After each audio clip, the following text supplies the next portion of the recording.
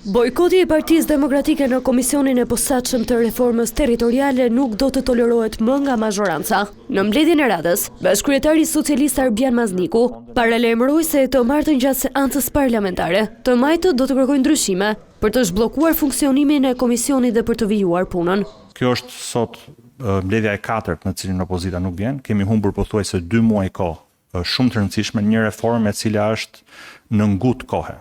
Kjo s'do thotë që opozita s'është në komision, opozita do të jetë gjithmonë e mirëpritur në komision, në të gjitha proceset, në të gjitha hapat, në të gjitha diskutimet, do të ketë vendin e saj sistematik. 8 anëtarët e komisionit janë ata që janë. Kemi kërkuar gjithashtu që ndryshojmë një element dytë, që nga bashkëkryesi të kalojmë në një proces kryetar nën kryetar, siç janë komisionet standardet e komisionit. Sipas Mazdikut, ky bojkot ka zvarritur punën për rreth një muaj, prandaj dhe theksoi se për të arritur afatin e muajit korrik, anëtarët do të ndahen në 3 grupe. Komisioni do të ndarë sërish në 3 grupime. Njëri grup do të merret me territorin dhe qeverisjen, grupi i dytë do të merret me funksionet e pushtetit vendor dhe grupi i tretë do të merret me financimin e pushtetit vendor.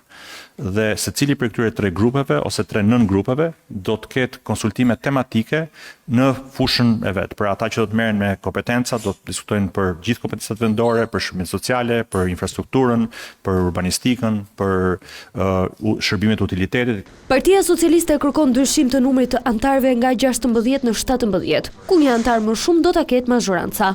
Komisioni sipas kërkesës nuk do të drejtohet më me bashkëkryetar, por me kryetar nga Partia Socialiste dhe një nënkryetar që do t'i përkas Partisë Demokratike.